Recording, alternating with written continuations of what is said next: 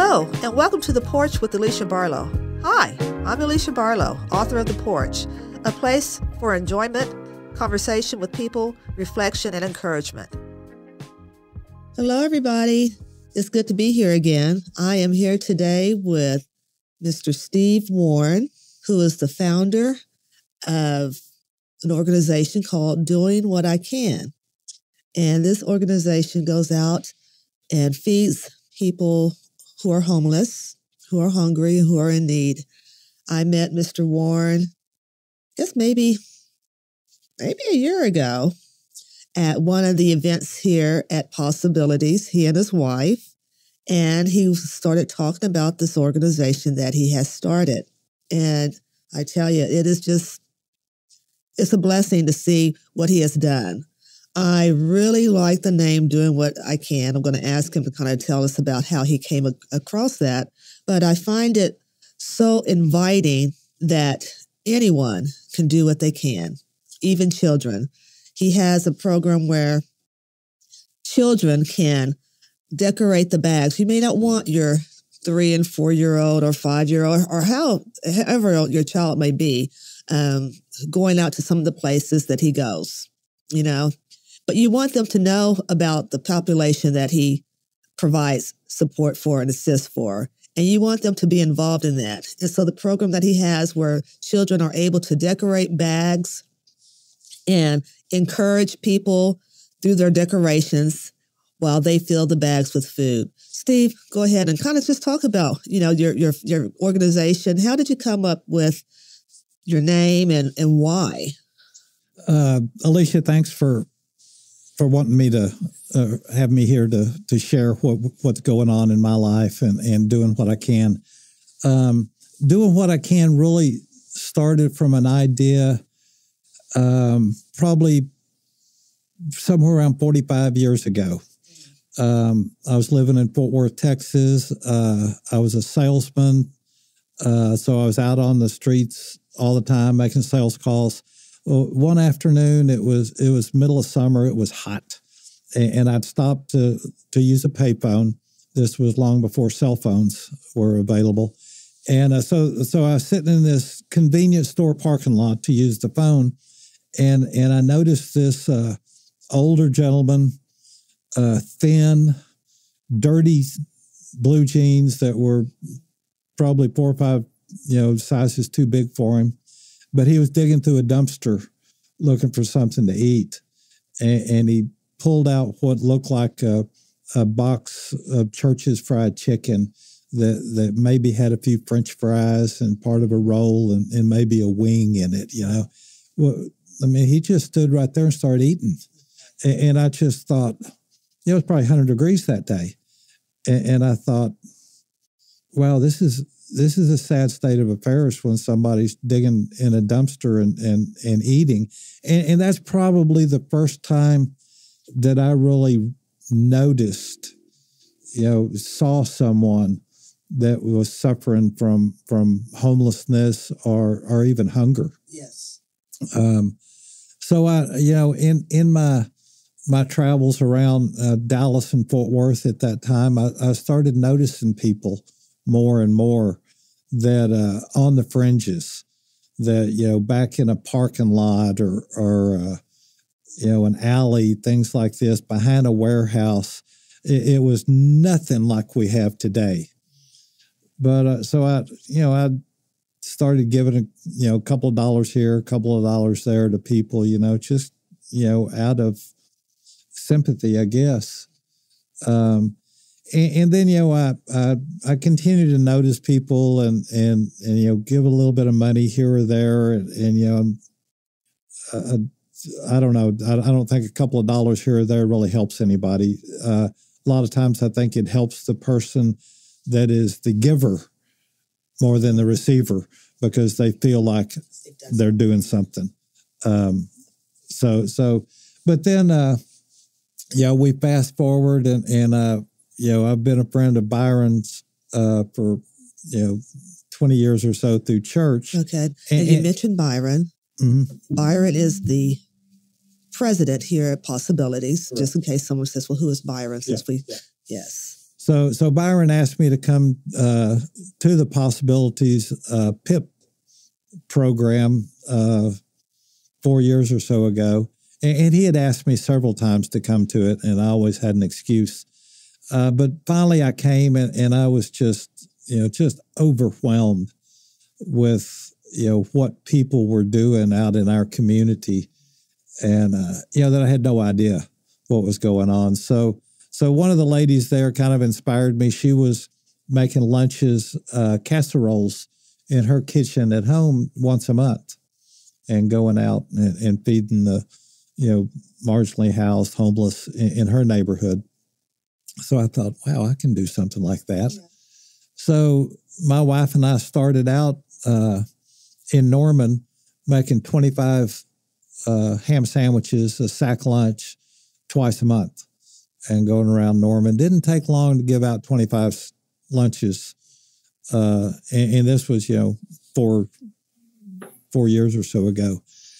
But we did that, and then we boosted it up to 40, and we just kept building and building, and then the pandemic hit, and the churches closed. We'll do it every Sunday, and so we kept adding on, and now we're doing 160 lunches every Sunday now, and we're doing 96 breakfasts on Wednesday morning now. Do you have specific places that you go to provide those lunches or those breakfasts, the breakfast that you do? We of course, there's a few of the shelters that we'll go to, okay. But generally we go up and down the alleys. We go through parks. We go behind strip shopping centers. Okay, and that's kind of what I was saying. That some of the places.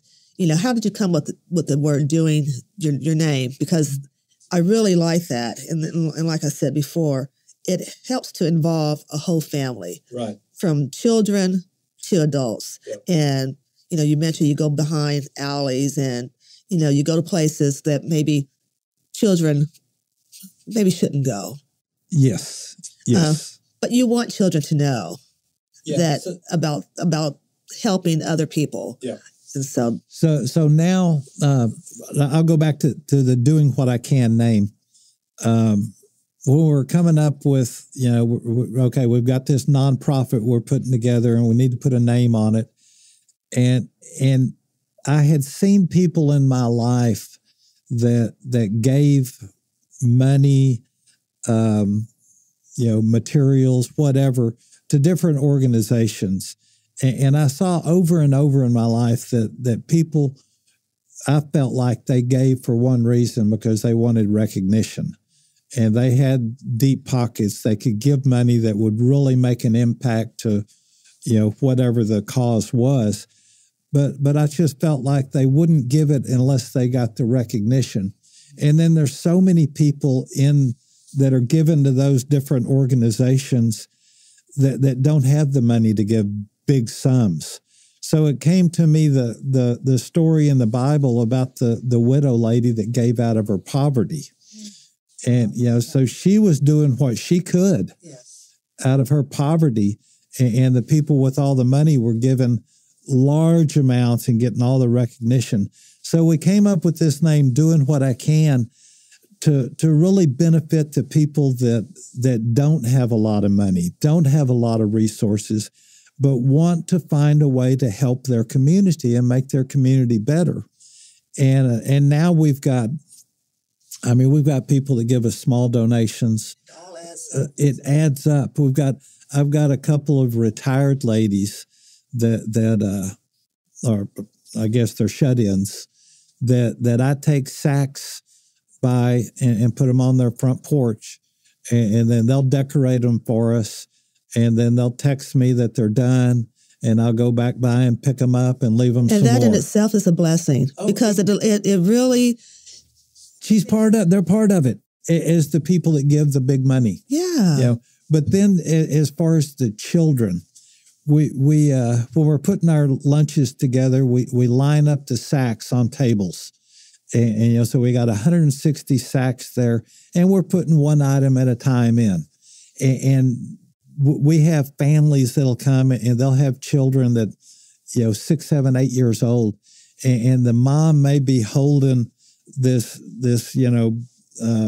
flat of peaches, and their daughter is taking one at a time and putting it in a sack.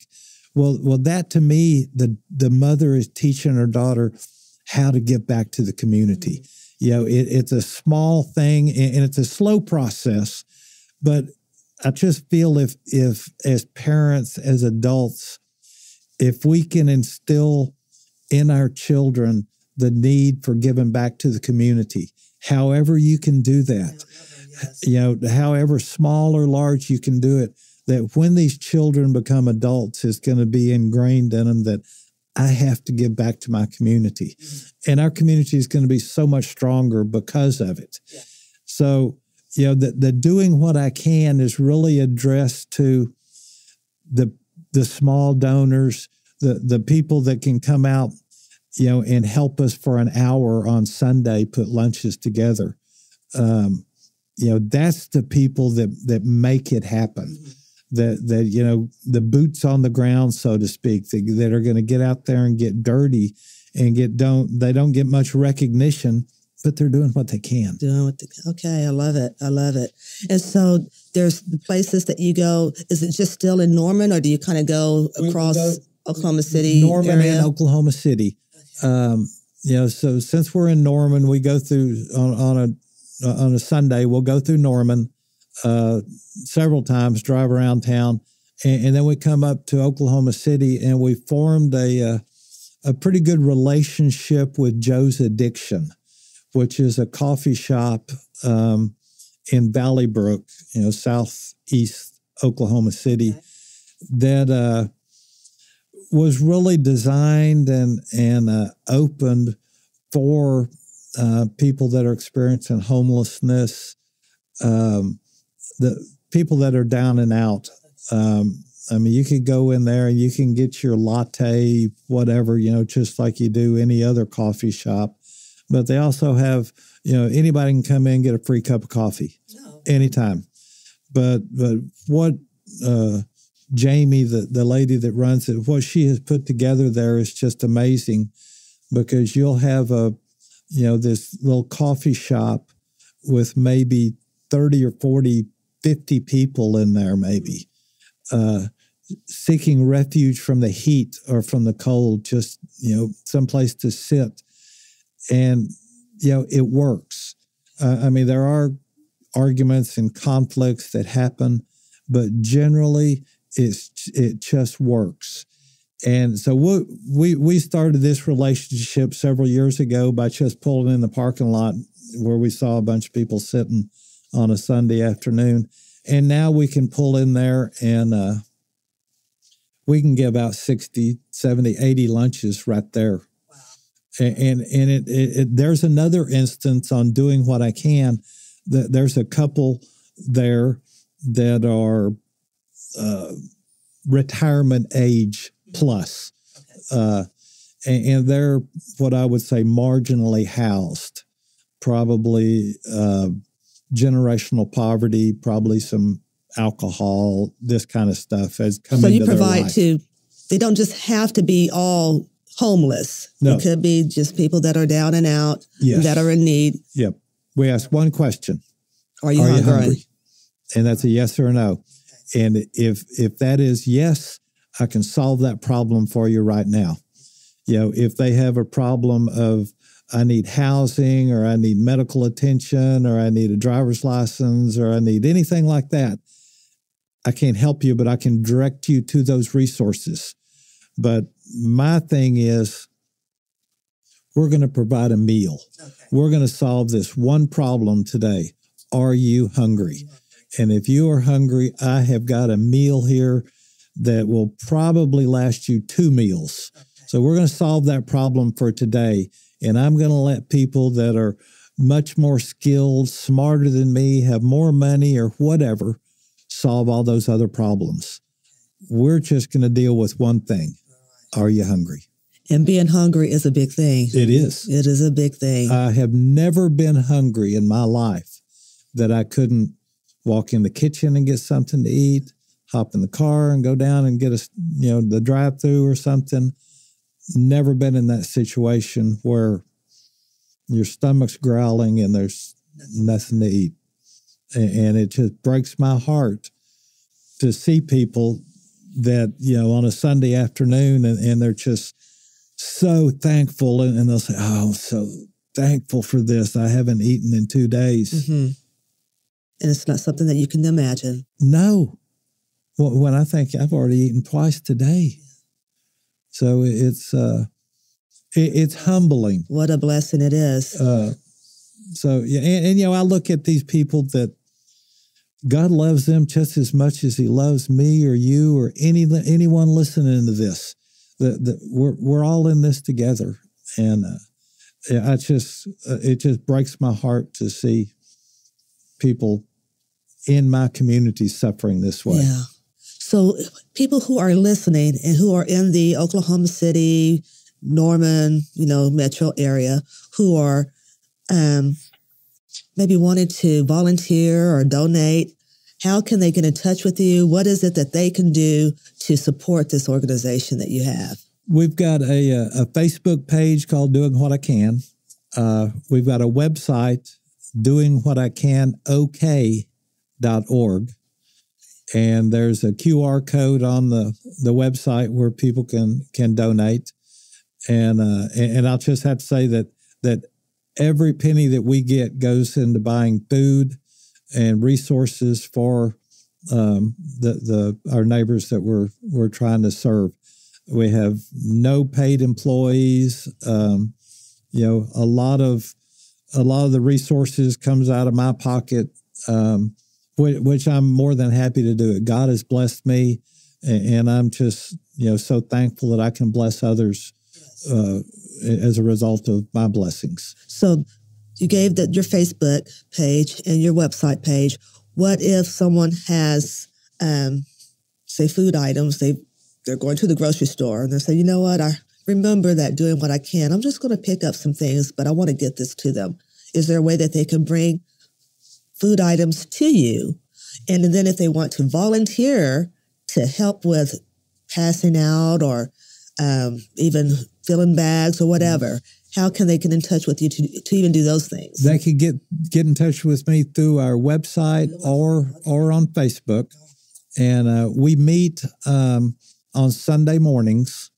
I say Sunday morning, about 11:30, 12 o'clock. Kind of depends on the group that's coming to help us that day. Some groups come from a church that they go to the early service and they can get there a little earlier. Like this Sunday, I think we're not going to get started till probably 12:15 because the church that's volunteering, that's their time frame. So generally, we get together. Morning Star Storage in Norman, which is right off Highway 9, donates the space for us. Okay. So we've got two spaces that we work out of there. And we can generally get 160 lunches put together and 96 breakfasts, minus the sausage and biscuit. Everything's ready in about an hour to 15 minutes. So my thing is when I ask someone to volunteer, I'm not going to ask them to volunteer more than about an hour because I feel like everybody's busy. Everybody's got things to do, but everybody can volunteer 1 hour. 1 hour out of the week. 1 hour is not a whole lot to ask. And because I find, if you ask somebody, can you come help me half a day on Sunday? Nobody wants to help then. Yeah. But just give me 1 hour and we can get a lot done in 1 hour if you're semi-organized, and we try to be. But one thing that, Alicia, that really bothers me here the last couple of months is I'm seeing more and more elderly people out on the streets. Don't know why that is. Whether it's, rent going up or, don't know why. But it's really troubling to me to see these people, that have most likely worked their whole life, raised families, and regardless of how they got in this situation, but to see them, just sitting over there with no place to go and no one to help them, and it's just. It is. It just tugs at your heart. Yes. And then, I think just how blessed I am that I'm not in that situation. So that's pretty troubling to me to see our elderly out there suffering. If we all just do what we can, what a much better place this would be. Yes. If we all just do what we can. Just a little. Yeah. Just a little. Wow. Steve, I thank you. Thank you so much for your organization. Thank you for having the heart to even start what you did, and then sharing it with others so that others can share it with others. I appreciate it. I appreciate you being here with me. Thank you, Alicia. Thank you. Thank you for listening and joining me on the porch. Remember to take time to reflect, share memories, and engage with others on your porch. And I'll meet you here next time on The Porch, your podcast for community conversations. Brought to you by the Possibilities Podcast platform.